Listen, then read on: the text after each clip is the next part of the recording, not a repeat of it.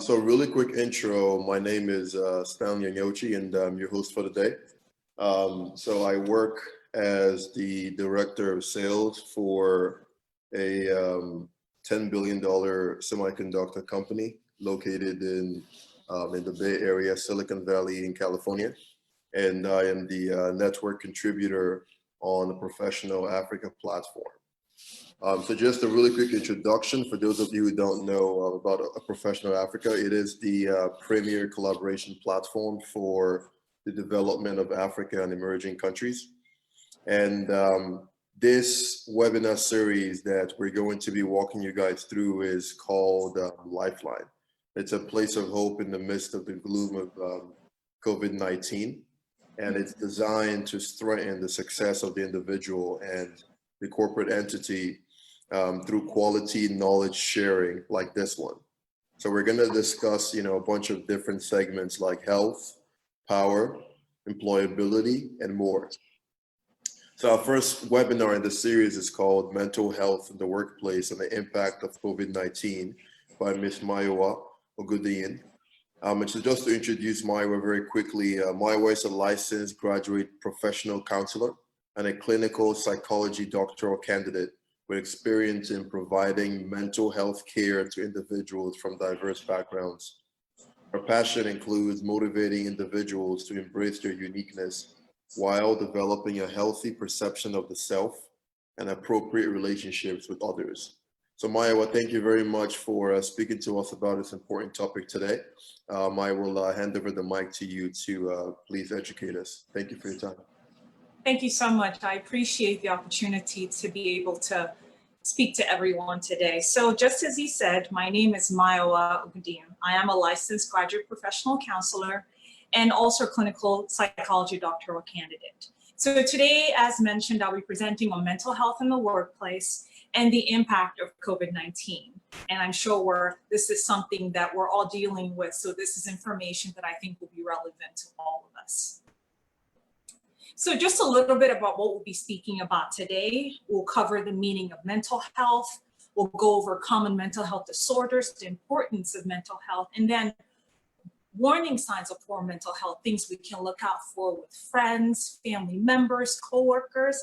And then we'll move on to signs of declining mental health in the workplace, and also the psychological impact of COVID-19 and what the role of employers is, what they can do to help their employees navigate this time.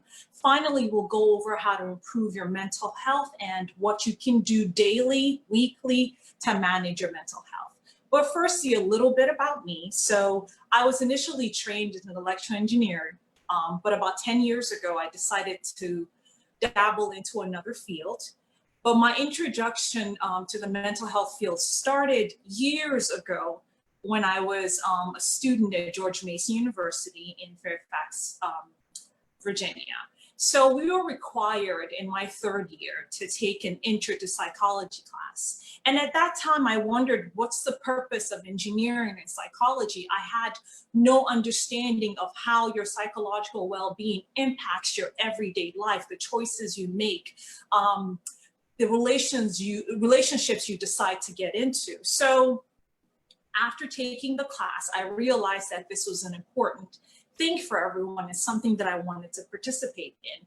Pretty much the joy and fulfillment I felt in that class could not be replicated in any other class that I took. So after completing my engineering degree, I looked for ways to segue into that field while still working as an engineer. So thus far, I have had the pleasure of working with children, adolescents, adults, and please don't ask me which demographic I prefer. The truth is there's a lot to learn at those stages of life. I've also provided services in a few medium to maximum secure facilities and also provided assessments to juveniles who have had contact with the judicial system to try to find out what's going on at home and their environment, to provide more answers or also to provide recommendations regarding rehabilitation in the community, suggesting that not everyone who commits a crime or engages in some type of maladaptive behavior needs to be locked up or put in jail or prison. So currently I'm part of a mobile crisis team. We provide immediate treatment and services to individuals in the Baltimore, Maryland area who are experiencing a mental health crisis. So pretty much a call comes into the hotline from a family member, a coworker, or someone in the community that notices that somebody is not behaving in a way that's expected. So we go out and we do our best to provide services. In the schooling area, they mentioned earlier that I am a doctoral candidate, which suggests I'm on my way to complete my studies and almost a psychologist. So I'm on my way, but I'm not there yet.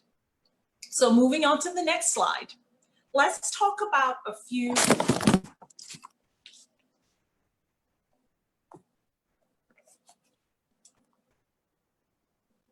sorry about that. I don't know why my iPad fell. Anyway, let's talk about a few terms that are used a lot, and they're used interchangeably. One thing you have to understand is that these two terms are not the same. They do not mean the same thing, but they are related. So first is mental health. So what is mental health? It's an everyday term that describes our emotional well-being, psychological, social. It also affects how we think, how we feel, how we act, the type of relationships we decide to engage in, how we treat others around us. It also determines how we manage stress at work, at home, how we make choices.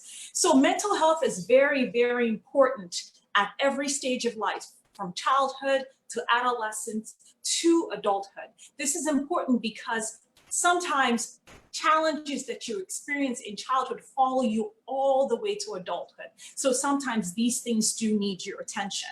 Now let's look at mental illness. So according to the Diagnostic Statistical Manual, the 5th edition, mental illness is a syndrome characterized by clinical significant disturbance in an individual's thinking, emotional regulation, or behavior that reflects a dysfunction in the psychological, biological, the developmental processes. It's often associated with significant distress in social areas, occupational, or even schooling.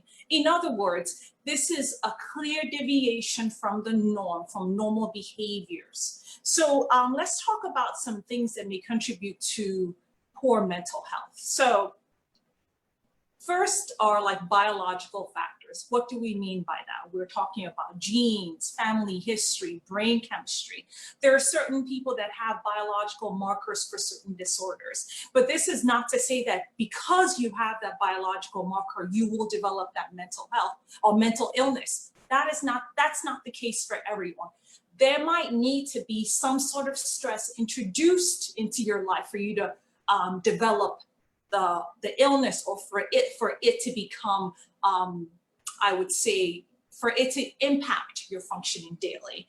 Another factor that impacts our mental health or causes mental illness are life experiences like trauma, abuse, physical abuse, sexual abuse, also war, like world events, epidemics. We're in the middle of one, right? COVID-19. How is that impacting your anxiety level? Are you depressed? Are you experiencing low moods all the time? Do you lack the enthusiasm or interest to complete or to keep on being involved in activities that you enjoyed previously?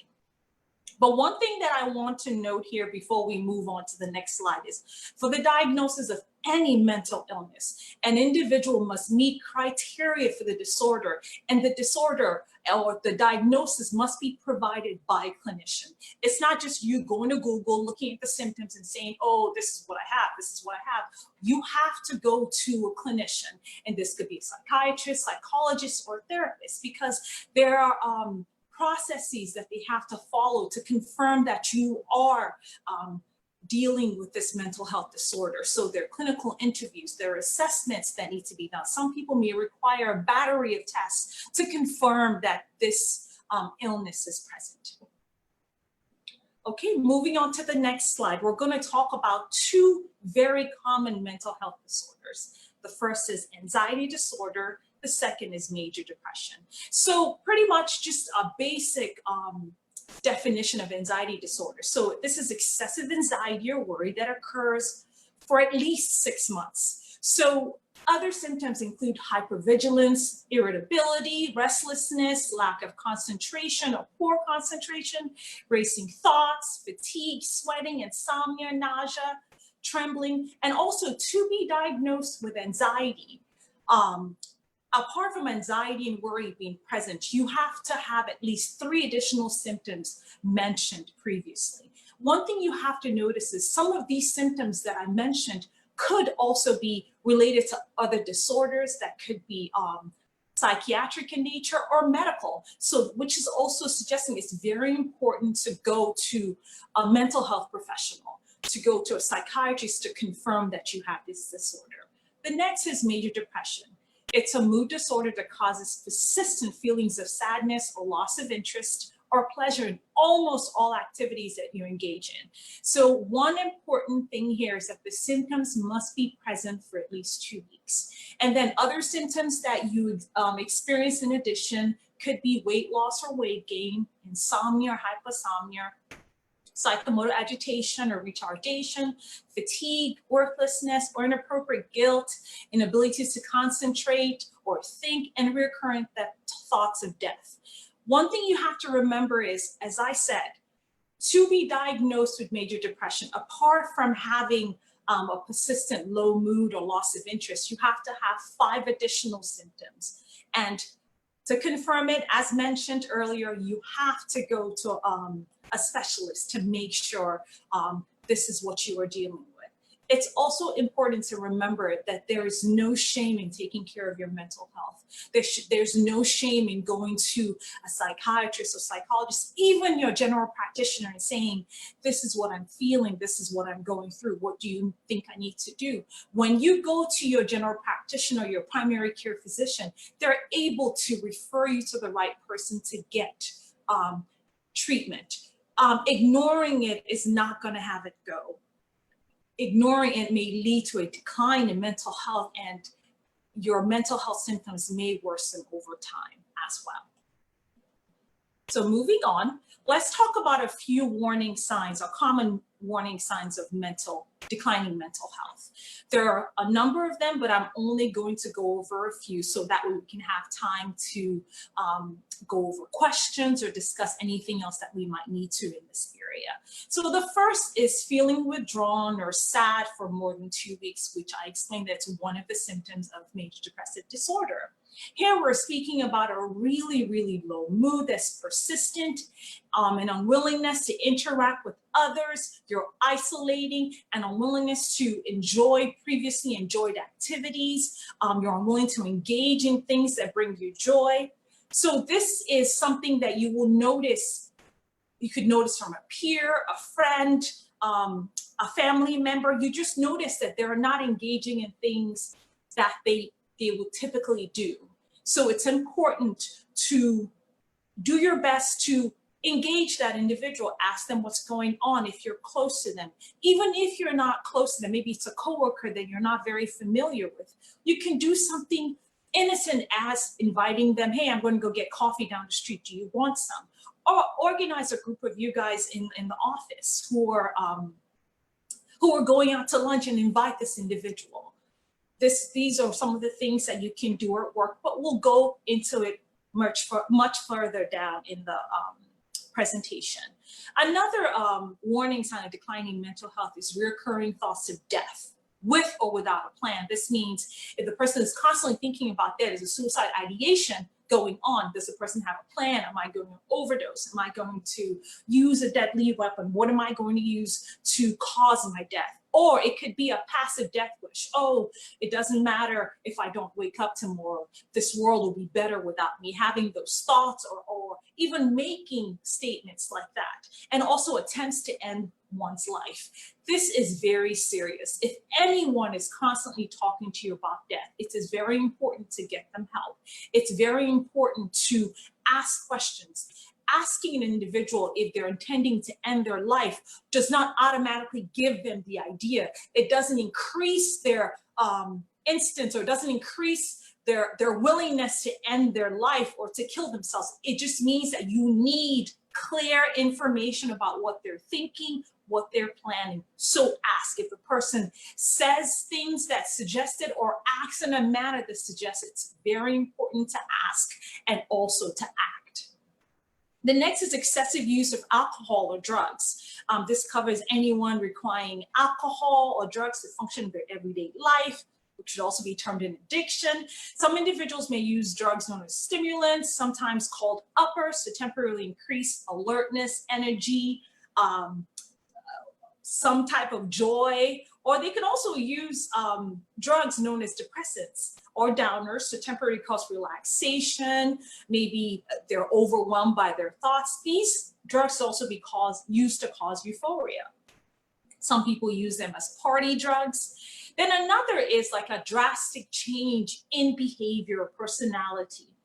It is important to note that this covers a shift from previous functioning. This is not to say anyone who's quiet or who doesn't engage in a lot of activities with others it has a change in personality or behavior. No, some people are introverted. Some people don't like large crowds. That's not what we're talking about here. Here, you're looking at an individual who has stopped taking care of themselves or who is not paying attention to their hygiene, has challenges with activities of daily living. It's just maybe someone that was easy to talk to, got along with people. All of a sudden, they're having quarrels, arguments constantly. Their mood is very, very unstable. They're unable to manage the intensity and duration of their emotions, such as fear, anger. There's an explosivity with them. Finally, I'm going to talk about hallucinations. There are three basic kinds. There are visual hallucinations.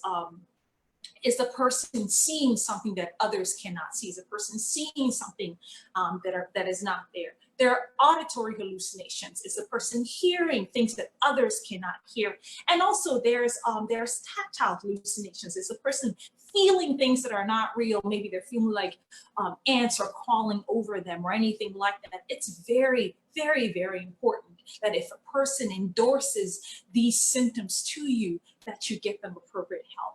As I mentioned, depending on the country that you live in, the type of help that's available may be different, but no matter what happens, always go to your primary care physician, your general practitioner. They can always provide appropriate referral to you to a mental health professional who can address these concerns.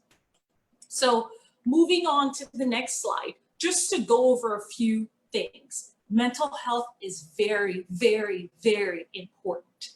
It's not a sign of weakness. When you're taking steps to manage your mental health, it doesn't mean you're wasting time or you're not being productive. If you're requesting a mental health day from your employer or you're seeking ways to improve your mood, it is not a sign of weakness. It's not shameful. It's not all in your mind. It is something that is very, very important. It's worth taking time for. It's part of being human.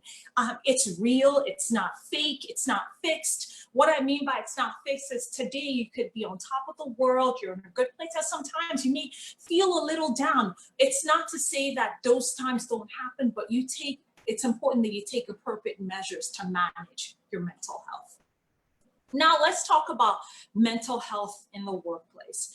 Well, firstly, work is important to our well-being. As an adult, it's important to your self-image. It's the reason we go to school for many, many years. It brings us income. It's part of our identity, as I mentioned earlier. It's how we utilize the skills that we hone while we're receiving our education. It's also a way to contribute to something bigger. However, poor mental health can impact our work and relationships at work. The reason why I'm stressing work and relationships is that I personally feel that without relationships, work can't go very well because people are going to need to interact. They're going to need to learn to work on teams. They're going to need these skills to be able to make work go well. So signs of poor mental health typically surface during times of stress at work. The stresses could include company mergers, deadlines, challenges with peers, a company downsizing. It can even be HR department figuring out how they can reduce the workforce to manage where they're going. It could also be challenges with peers, supervisors, and also life stressors outside of work could also impact mental health, excuse me, in the workplace. This could include divorce, death in the family, financial challenges, and things like that. So now let's look at some signs of declining mental health in the workplace. So the first is an employee that is self-assured and confident at work begins to doubt their ability. This is not your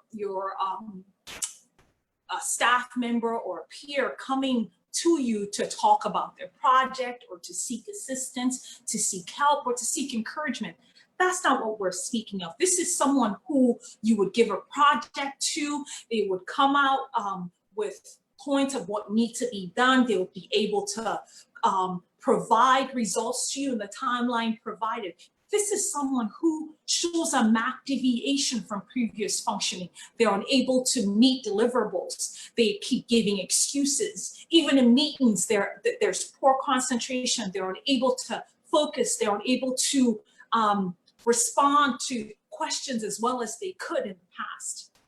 So an employee also, the next is an employee with strained relationship with peers and supervisors. For example, this employee was agreeable in the past. This employee got along with everyone. This employee got included or was invested in the company, was willing to take on different roles. All of a sudden, they're not willing to do these things. They're having challenges managing relationships at work. There are emotional outbursts at work, anger, and there's no explanation for it.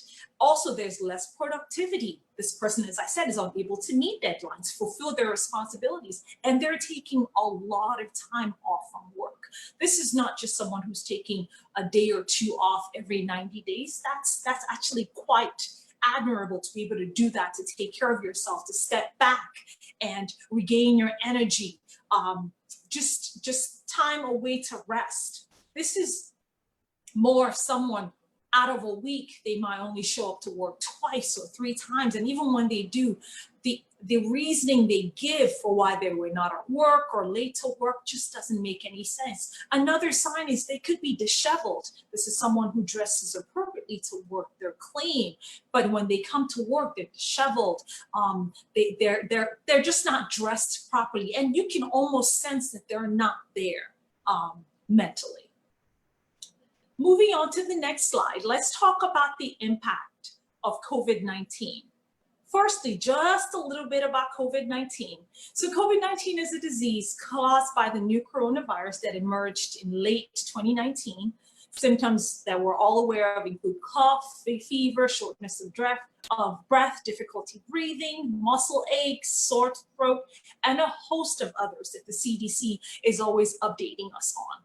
But one thing we need to remember is COVID-19 can be severe and in some cases can cause death. Currently, worldwide, statistics show that there are over 17 million cases and there are over 1 million deaths. So typically the virus is spread from person to person and it's diagnosed with a lab test, and currently there is no coronavirus. And just to make a quick statement, it's important for us to wash our hands and wear our masks wherever we are. So talking about COVID-19, research has pointed out that the pandemic is likely going to have both long-term and short-term implications for mental health. So I'm going to speak on the impact of COVID-19 on individuals in the family unit, as I have in my slide, and also on corporations. So the first is increased worry and stress about the virus. So think about how people are worried about who's going to get it. How are they going to get better? Who's going to die from it? So all of these things can impact our mental health. As the pandemic wears on, here in the United States, we began to feel the full effects sometime in February and March. Now everyone's worried about how it's going to be till the end of the year, or how we're going to manage staying at home or teleworking till the end of the year. So as the pandemic wears on, people are worried about the virus, they're worried about family members, and as the stress increases, obviously mental health symptoms will also worsen.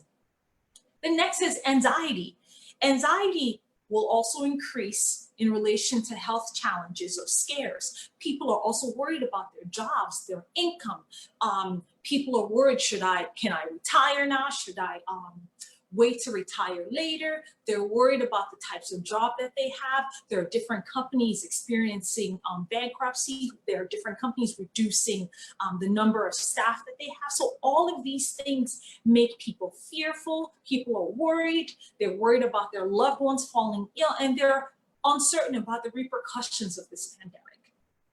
So another thing we want to talk about is social isolation and loneliness. So there are so many public health measures that are put in place to protect people. So as we know, we tend to quarantine, we social distance, and these are very important to manage the spread of COVID-19. But these same measures can increase isolation and loneliness. So it's important to note that as much as these measures are put in place to protect us, there are other ways for us to stay connected, just as we're all connected now on Zoom. Organize Zoom meetings with your family members. Find ways to connect. Go outside for a walk. Go outside for a jog, but make sure you engage in all these activities while social distancing. So the next we're going to talk about is just, as I said, loss of income and medical insurance. For a lot of people that lose their jobs in certain countries, this also impacts their medical insurance. So this impacts their ability to get telehealth services with their mental health professional, or even it could even impact their ability to get their psychotropic medications if they're already prescribed these. So these are a lot of things that people are worried about. So the last point here is family strife and domestic violence. Here, we have to be aware that people are staying at home more. There's anxiety, there's worry, there's stress. So this can lead to arguments in the home. This could lead to misunderstandings. Before COVID-19, most of us only spent about 8 to 10 hours in our homes where we slept, ate meals, or even more, but we engaged with the outside world a lot. We went to work, we went to school, so we were able to manage different stressors, and we were introduced to different settings to manage relationships, friendships. But now we are all stuck at home for most people. So this can be challenging to family members. It can be challenging to marriages, relationships. We have to find a new way to manage these challenges. And these challenges that arise regarding stress, worry, anxiety could also lead to domestic violence. Are you verbally abusing your spouse, verbally abusing your children, or physically abusing him just because you are stressed? We have to look for alternate ways to manage this stress level and interact better with our loved ones. Now let's move on to the impact on corporations. So the impact on corporations include economic downturn. Most companies aren't able to conduct business as they did in the past. With these happening, revenue will be impacted. How they make money will be impacted. So providing services during this pandemic will require companies to change from their previous function, will require companies to look at a new way to do business. So they have to think about new ways to meet consumer needs. And while they also have to acknowledge the part they play in reducing the spread of COVID-19. What I mean by that is you cannot put income or revenue over the care of your employees. If your employees still need to be in a factory, in an office, you have to make sure there's social distancing. People are wearing their masks. There's new technology coming out regarding the air system or air filtration systems in companies. So these are many things that we have to look at to make sure that as you are continuing in business, your employees are well taken care of. So additionally, some companies are experiencing a huge demand for their products like Clorox wipes, toilet paper. Just as we remember many months ago in the US, there was a shortage of toilet paper. So companies like that, as I said, have to find ways to manage the need for their products and services, but also protect their employees. So the last point here is that companies may also be dealing with low productivity. And this is something that I think companies need to look at holistically. So they have to remember that their employees who used to come into the office, who had children that would be at daycare, that would be at school, or that would just find ways to have others to care for their children, may be less productive now because they have to care for their families while meeting the demands of the company, or while staying productive. These parents now have to literally take care of their children throughout the day. They have to provide homeschooling. They have to provide ways to make sure that their children are stimulated. And while they are also attempting to meet up with the requirements of their job and to stay relevant at work. So it's very important for companies to be aware of what's going on with their employees. If they notice low productivity for a certain employee, it's important for HR to engage in a meeting with that person, a Zoom meeting. What's going on? What has changed in your life? Are there stressors that we should be aware of? How, and also the companies can ask, how can we help? Do we adjust hours? Do we provide shorter work days with longer breaks just to accommodate the employee? Now, moving on to the next slide, I've talked a little bit about what employers can do. So one thing that we want to remember is that mental health challenges or mental health disorders are treatable. There are a lot of professionals who are available to manage this. Apart from providing, or apart from recommending psychotropic medication or prescribing it to you, there are also all forms of psychotherapy that are available to manage the symptoms. So one important thing is appropriate and timely treatment can help individuals get on the path of recovery, and also manage their lives, I should say. So the first thing employers can do is they can advocate for a healthy workplace and encourage the utilization of vacation time. This is very, very important. I think there's something wrong with an employee that works every day of the year, Monday through Friday, and never takes any vacation time. It's important to take a step back. It's important to take time to rest, to rejuvenate, to get new ideas. It's important to step back and take care of yourself, take care of your life. The next is providing accommodations for employees that we require them. As I mentioned earlier, there are certain disorders or mental health challenges that follow individuals from childhood to adolescence into adulthood. An example is ADHD. ADHD is something that could follow an employee from childhood. So for an employee like that, it doesn't mean that they can't do the work or they're unable to do the work. It's noting what their symptoms are, what their challenges are, and then finding ways to accommodate them. You can maybe notice that, okay, the employee may tell you, I can't stay focused on a project for more than 2 hours. I would need maybe a 15-minute break, a 30-minute break, or something like that. To accommodate such employees, what a company can do is when we get back to going to the office, I should say, you can create a separate room where people can meditate, do something entertaining just to take their mind away from what they're doing. Or now that we are at home, provide a schedule that accommodates what they're dealing with and helps them manage their mental health. The next is monitoring attitudes and culture of the workplace. This is important because you have to make sure that your workplace is not a toxic environment. You have to make sure this is an environment that allows people to flourish, to grow. You also have to make sure that rumors are not carried around about individuals. People's personal information is not all over the place. You need to find a way to create an environment of respect, an environment that values all employees. The next is create an employee and family assistance program that can provide access to services in the community. This is very important because apart from the employee coming to work, they have a home, they have a life outside of the office. So there are many things an employer can do, which I've mentioned already, but it's also important for a company, a corporation, the HR department to be aware of resources available in the community. For example, if the company becomes aware that a client is requiring mental health services, providing an employee assistance program where they can talk to someone and gain referrals to get more services outside of the office.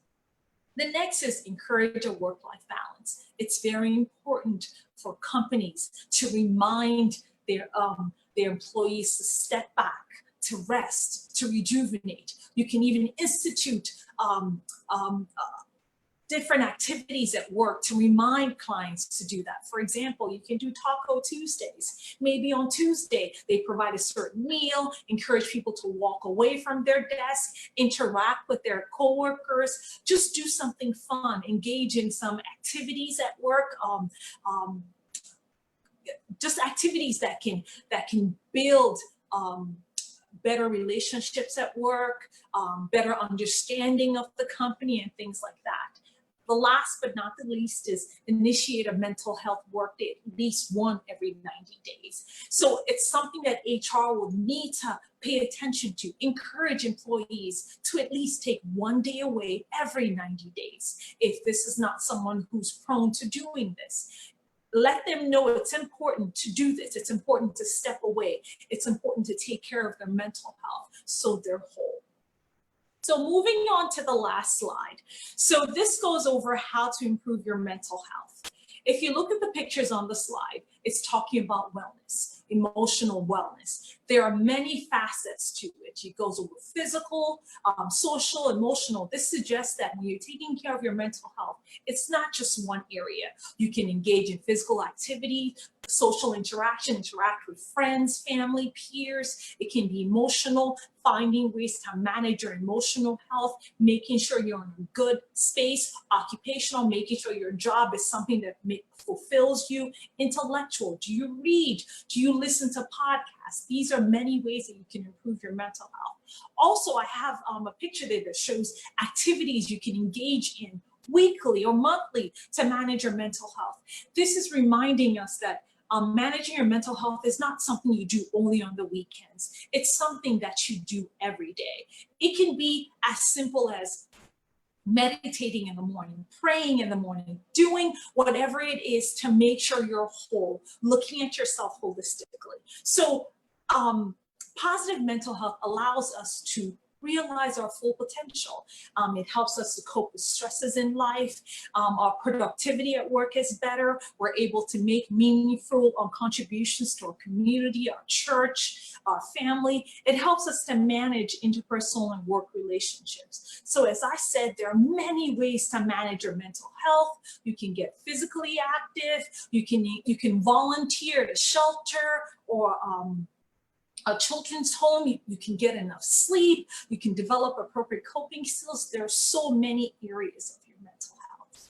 So this is all I have for right now. I'll leave it open to questions.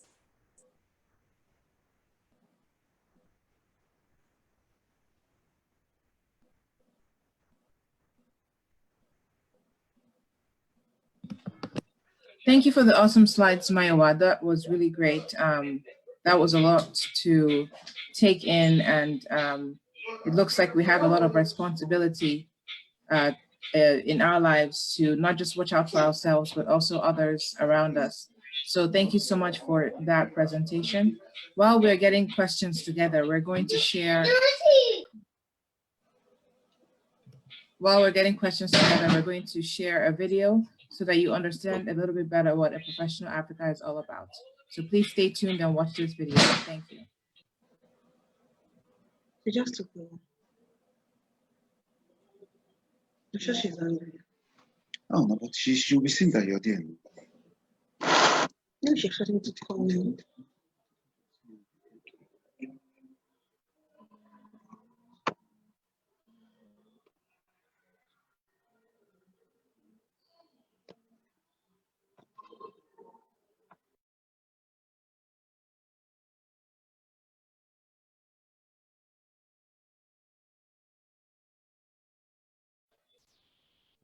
Mayowa, would you mind, let me see, I have to take away control from you. If you could give me back control, that would be excellent. All right, give me 1 second. I will do that right away.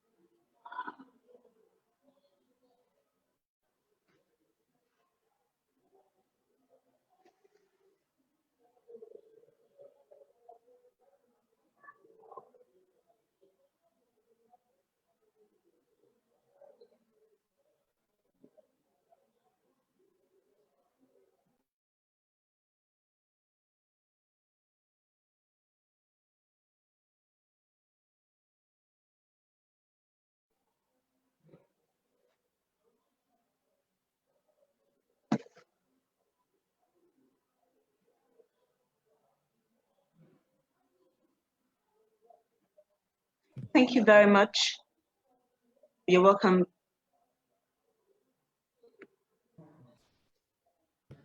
Okay, okay, Ruka, are you able to continue with the questions for the Yes, Q&A? yes, please. I was wondering if you could hear me. Yes, please. Yes, we can hear you. Okay, you're welcome back. I'm so sorry. Sorry for all the inconveniences. Now we're going straight to the questions. We have one question here already. Hi, Mayowa. Hi, how are you? I'm very well, thank you. So the first question here is this. What's the first line of action when you realize you may have a mental health issue?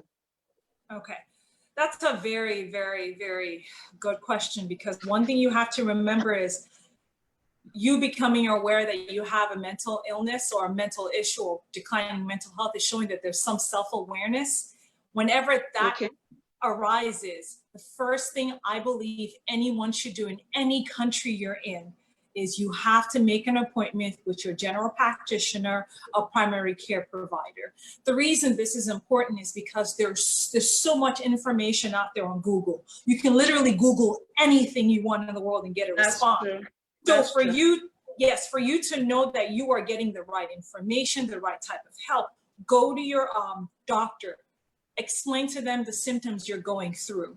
When you go to your doctor, they might run tests, they might provide a referral. The reason they may run tests is you want to be sure that this is a mental health challenge and not some type of medical, physical health that is exhibiting symptoms, that you're exhibiting mental health symptoms from. Do you understand? You want to be sure you can parse out physical health challenges and mental health challenges. So going to your practitioner is the first step. So reporting it, letting them know what symptoms you're experiencing, how long you've been experiencing, which is the duration, how often, and also which settings does it occur? Does it mostly occur at home or mostly at work or at school? That way they can provide appropriate treatment to you. Okay, so when I go to the hospital now, what kind of doctor do we get to meet? Okay, so when I said your general practitioner or your primary care, this is the same doctor that you go to if you have a persistent headache or stomach ache or something. It's always best to go to the doctor that sees you regularly because they are aware of your baseline. What I mean by your baseline is they're aware of how your previous functioning was. So that way, when you're explaining a deviation or whatever, they have some idea. Even if you don't have a doctor or someone that sees you regularly, going to a regular general practitioner is the first place or a good place to start. That way, they can provide referrals for you to either a psychiatrist, a psychologist, or a therapist. Okay. So how do you help a coworker who seems depressed without taking on the problem yourself? Wow, that's an interesting question. So a coworker that is not doing as well or exhibiting symptoms that may suggest a decline in mental health, you can't just walk up to them and say, hey, I think you're depressed, or hey, I think you're anxious. Obviously, they're not going to speak to you. They're going to shut down or wonder what the heck you're talking about.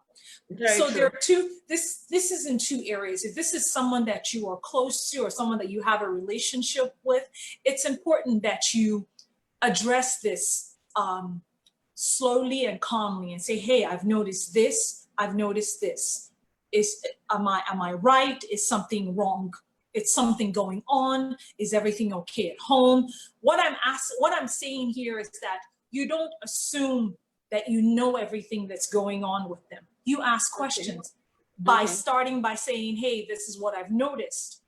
How can I help you? Is there any way we can provide assistance to you or anything? All I'm saying is this is not the time to go around the workplace and say, oh, I think Henry or whatever is depressed, and tell other coworkers. This is not the time. This is the time to talk to this individual if you have some form of relationship with them. And if this is a coworker that you have no relationship with, you can start small. Hey, I'm going down the street to get some coffee. Do you want some? Can I get you something? Or if a group of you guys are going to lunch, invite that person out to lunch with you. That way you can see if what you're sensing is what it is. And also you're creating an atmosphere for the person to ask, to seek help if they feel like others are interested in their well-being. Okay, so what type of doctor is the best to see when you start having sleep issues? All right, so it's just like the first question you asked me. Any type of challenges you are having, it's always best to start with your general practitioner. The reason I say that is they provide appropriate referrals for you. So because if you're someone that's experiencing sleep challenges, your general practitioner is going to see if there's a medical component to it. If there is or if there's not, they can send you out for a sleep study. They can do so many things to confirm the reason you're experiencing symptoms, okay? Okay, so someone wants to know, okay, how do you open up to loved ones about your mental illness? Okay, this is a very difficult one because you have to look at this question in the framework of culture, ethnicity, race. It's a difficult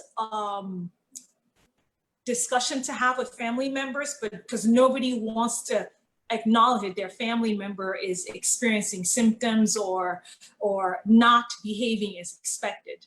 I think it would be best not to tell your whole family at the same time, Pick one person that you feel is more rational, reasonable, manages stress better, and let them know, hey, this is what I'm feeling. Can you go with me to see the doctor? This is not for you. I mean, if you are Christian or Muslim, whatever, there's nothing wrong in praying about it, but it's very, very important to seek help. Okay. Now, the next question here is this. How do you identify someone not to open up to about your mental illness? That's interesting. I mean, this is not a question that has the same answer or response for everyone. If you believe there is an individual who is unable to understand boundaries, what I mean by boundaries is there's some people that you can provide information to or seek assistance or divulge information to that will go around and spread that information to someone else or share your information with another person.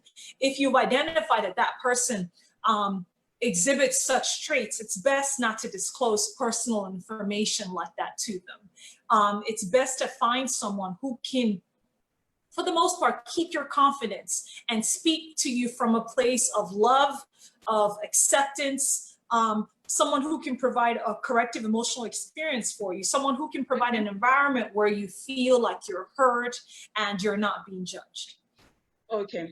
So how often, what do you suggest, how often should we be doing mental checks? Like the way we do bodily checks and all? For mental health checks, I believe if you're able to, first of all, there are different levels to it. The first is a personal check. You have to, there's a saying that I have, I'm not sure who quoted this, to thy own self be true. If you feel like you are having weird interactions with people, what I mean by that is if you're getting angry at everybody every day, that is a clear indication to you that something is going wrong. This is where you have to take some type of personal responsibility and have a conversation with yourself. Some people take care of their mental health every day by praying, by meditating. These are little things you can do to manage your mental health daily. Exercising, spending time with friends. But if you realize that these challenges that you're having persist, what I mean by that is they occur literally every day. It might mean that it's time to speak to someone professionally. I have friends, I know of people that have therapy weekly. Having therapy weekly or bi-weekly does not mean that you're weak. It just means that you're looking for an environment that's non-judgmental, somewhere where you can just air out your thoughts, air out your feelings, process what may have happened that week or a few days after. Some other people may also choose to speak to some type of spiritual leader. There's nothing wrong with that. It's just you have to talk, you have to engage, you have to let people know what you're going through. Okay. All right. There's a question here also. Okay, what would you advise for an employee that the employer took away HMO benefits from? I think they're just trying to say if, without being able to afford mental checks and seeing a doctor, and then there's no organization or your employer isn't, giving you HMO and all that. All right, that's great. So depending on where you live, country, city, there are a number of, I would say, programs out there. There are organizations that provide free therapy. There are organizations that provide services on the sliding scale. What I mean by that, for example, it might be based on what you're earning, that's what you're paying. There's so many organizations that are willing to provide these services to you. You just have to look. And for someone who their benefits have been taken away, obviously when your HMO insurance and everything's taken away, that's even a stressor on its own. So you just have to look into programs and amenities in your neighborhood, in your city, in your town. There's so many things that are available. A lot of organizations, states, public entities are taking a huge, they're taking mental health very seriously. So there are many programs out there.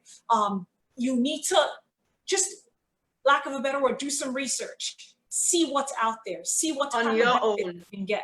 yes, you might have to do some research on your own. As I mentioned, you may have already spoken to a family member. Okay. Ask this family member to assist you. If you've spoken to a spiritual leader, ask this person to assist you to be able to get access to professional help. The most important thing here is if you're experiencing poor mental health, a decline in mental health, you have to speak out. You have to ask for help. And when the help is available, you have to be willing to accept it. Okay. Thank you very much. And thank You're you welcome. everyone. Thank you everyone for participating in the Q&A. And thank you, Mayowa. Thanks a whole lot for letting You're us welcome. draw from your wealth of knowledge. I've learned a lot. I've personally actually learned a lot. And I'm sure That's good. everyone that tuned in today actually learned a lot also. That's If you have unanswered questions or more questions, please log on to our website at www.aprofessionalafrica.com. I'll take that again, www.aprofessionalafrica.com. Just in case you have unanswered questions, you have more questions. Click on Mayowa's video, you see it there, and drop your questions right under the video in the comment box. She'll attend to them later. Yes. Thank you all for actually participating. We're excited. Please join us again August 19th, 2020 for another educating session. We'll be discussing the benefits of mental health clinics in the communities and it will be taken by Zambian Clinic Renaissance. Welcome to professionalafrica.com, the premier collaboration platform for the development of Africa and emerging economies. It starts with featured videos, courses, and certificates of popularity, and a note. Then, we provide a search box to browse our courses and certificates. Categories range from agile to communication to computer applications, creativity and innovation, cybersecurity, data analytics, digital marketing, emerging technologies, entrepreneurship, finance, human resource management, leadership, lead green building, management, marketing, operations, project management, security awareness, Six Sigma and Lean, and women in business. Our fastest selling course currently, or courses, is Women in Business. Women can learn about work-life balance, networking and mentorship, current issues facing women in business, communication for women in business, and body language for women in business. No matter what country you are purchasing our courses from, we have your currency on file.